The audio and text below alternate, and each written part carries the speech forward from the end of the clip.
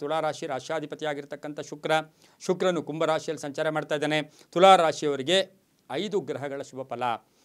ಸ್ವಲ್ಪ ಕಷ್ಟ ಆಗುತ್ತೆ, ಅನ್ನೆಸರಿ ಟೆನ್ಷನ್ ಆಗುತ್ತೆ, ಅಪವಾದಗಳಿಗೆ ಎಲ್ಲೋ ಒಂದು ಕಡೆ ಎದುರಿಸಬೇಕಾಗಿರುತ್ತೆ, ಧನ ಯೋಗ ಇರುತ್ತೆ, ಖರ್ಚು ಜಾಸ್ತಿ ಇರುತ್ತೆ, ವಾಹನದಲ್ಲಿ ಸಣ್ಣ ಪುಟ್ಟ ಕಂಟಕಗಳಿರುತ್ತೆ, ಅರ್ಧಂಬರ್ಧ ಕೆಲಸಗಳು ಕಂಪ್ಲೀಟ್ ಆಗುತ್ತೆ, ಮಕ್ಕಳ ಒಂದು ಪ್ರಗತಿಯಿಂದ ಸಂತೋಷ ಉಂಟಾಗ್ತಕ್ಕಂಥದ್ದು, ಸರ್ಕಾರದ ಸವಲತ್ತುಗಳು ಸಿಗ್ತಕ್ಕಂಥದ್ದು, ರಾಜಕೀಯದಲ್ಲಿ ಶುಭ ಆಗ್ತಕ್ಕಂಥದ್ದು, ವೈದ್ಯಕೀಯ ವಿದ್ಯಾರ್ಥಿಗಳಿಗೆ ಶುಭ ಆಗ್ತಕ್ಕಂಥದ್ದು, ಹಳೆ ಬಾಕಿ ವಸೂಲಿ ಆಗ್ತಕ್ಕಂಥದ್ದು, ಮಹಿಳೆಯರಿಗೆ ಉದ್ಯೋಗ ಸಿಗ್ತಕ್ಕಂಥ ಸಾಧ್ಯತೆ ಸಹ ತುಲಾ ರಾಶಿಯವರಿಗಿರುತ್ತೆ.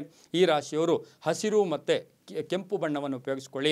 ಪಶ್ಚಿಮ ಮತ್ತು ದಕ್ಷಿಣ ದಿಕ್ಕಿನ ಪ್ರಯಾಣಗಳು ಶುಭಕರವಾಗಿರುತ್ತೆ.